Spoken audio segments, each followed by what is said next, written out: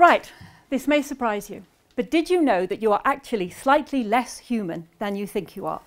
For every one human cell you have between 1 and 10 bacterial cells. Each one of us has in us and on us 100 trillion microorganisms. That's bacteria, viruses and fungi that make up our microbiome, or our bacterial self.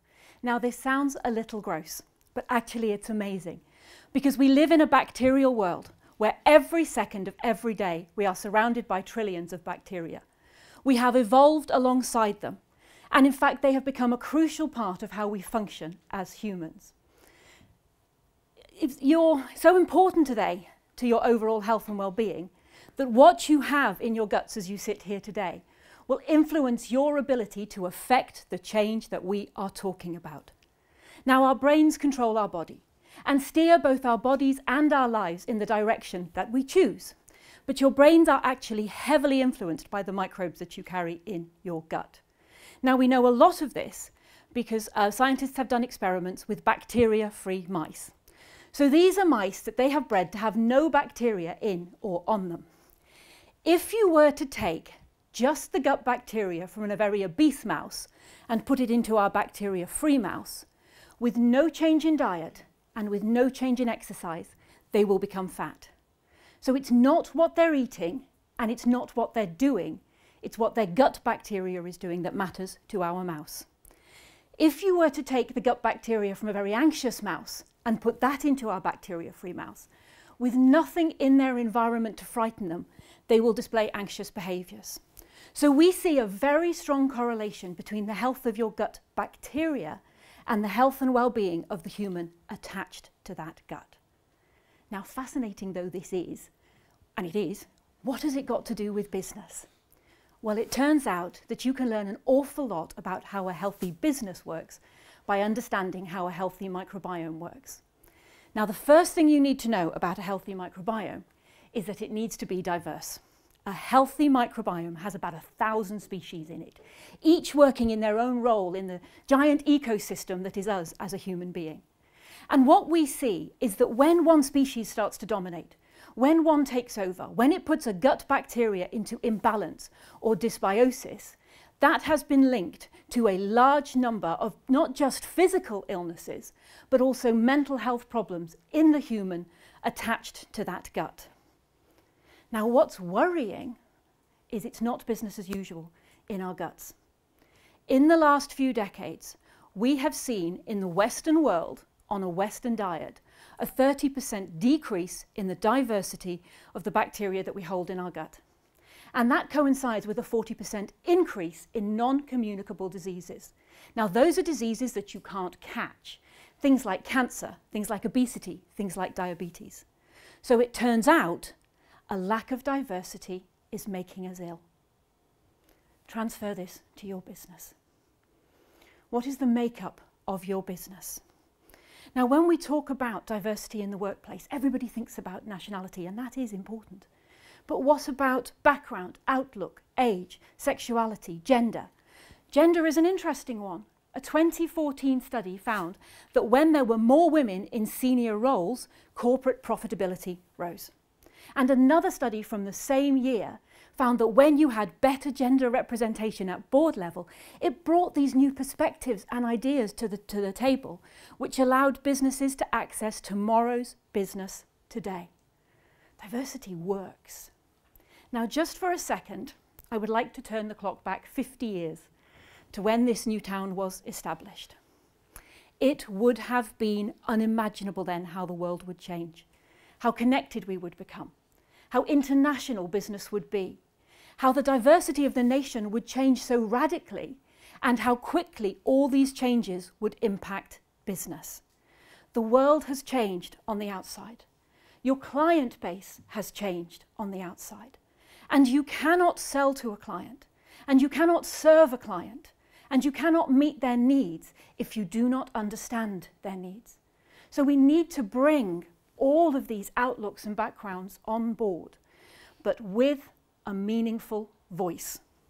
And that's the important part, because diversity doesn't work when it's just tokenism.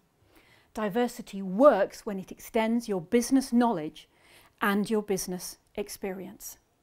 Increasingly across the world, we are seeing fewer businesses relying on the old school to run business as it has always been run, and increasing numbers of highly successful businesses run by CEOs who are under age 30.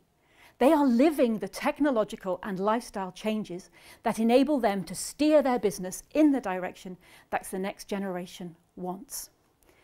If you extend the diversity of your business, if you bring all these ideas on, your business will grow. If you retain relevance, you will retain your place in the future. Now, the next thing that you need to know about gut bacteria is that for your gut bacteria to thrive, it needs to be in a healthy environment. I am sorry to break it to you, but your healthy gut bacteria cannot survive on a diet of junk food and stress, and neither can your workplace. So here is a question for you. How healthy is your work environment?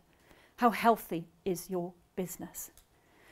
Absenteeism, stress, high staff turnover cost your business. Recruitment, retraining, loss of business knowledge, loss of business experience. Now, businesses very rarely offer a job for life these days, but also increasingly a younger generation is less willing to settle for a life governed by unsatisfactory work. If they're not satisfied, they will leave. And if your staff see that the turnover in your company is high, that the door in and out of your firm is a revolving one, they will always have their eye on the exit route and not on your business. Valuing your staff, engaging with your staff, and investing in your staff leads to a happier and a healthier workplace. And if your workplace is happier and healthier, they will commit to your firm, and your business will do better. Your staff are not just units. They are part of your business body. Take care of them. Now, do you remember our poor stressed mouse? The mouse that had the stress gut bacteria and with nothing in its environment to make it stressed was displaying anxious behaviours. What this shows us that what is happening in the gut has an effect on mental health. You know this. When your head is very stressed, your gut feels very tight. You could not believe how tight my gut felt as I stood down there waiting to come up here. So what's happening in your head affects your gut's health. But equally, if a gut health is out of balance, if your gut bacteria is in dysbiosis, it is a known trigger for mental health disorders. It's the same in business. You know it. If as a manager your staff are not performing as well, or highly stressed, or high rates of absenteeism, that is a nightmare. That is very stressful. But equally, if your managers are behaving in an unhealthy manner, everything underneath them will become stressed, and stress makes people ill. As a leader, you need to look. Is there a hot spot in your business where there are very high levels of absenteeism, stress, and high staff turnover? Because if there is, that suggests to you that something in that business environment is making your staff unwell. That's not a problem with your staff, that's a problem with the environment that they are in. So you need to check with your manager, your department head, your team leader, but equally you need to check your manager, your department leader, your head of department. Are they the problem? Are they the dominant species that makes everybody ill? We call this bidirectional exchange the gut-brain axis. If your head is stressed, your body will suffer. But if your body is stressed, your head will suffer. And you can see it in business. So if as a leader you spot that hot spot, you need to talk to your staff. You need to listen to your staff. And you need to do something about it. Loyalty, dedication, and commitment are the payoff that you get for good leadership and a firm dedicated to a happier, healthier workplace. Now, as you sit here today, the microbes in your gut are busying themselves. If you are hungry, they will be pestering your brain. If you just ate too many pastries, they will be making you possibly a little tired and a little bit distracted. But what we put in our guts every day affects our ability to implement the changes that we want to see. They will keep you healthy as an individual. Scientists are really working to understand the microbiome, and particularly to fix this deficiency, this lack of diversity that we're seeing. Now, lots of companies have leapt on the bandwagon and will sell you a probiotic drink to fix your gut. But guts don't work that way, and neither do businesses. There is very rarely one new magic IT solution or new work process that is going to transform your business overnight. You need to take care of your entire business health. Now, on a personal note, for your personal health, may I suggest that you take care of your gut bacteria. But in business, for a healthy business, take care of your business gut, because your business health depends on it.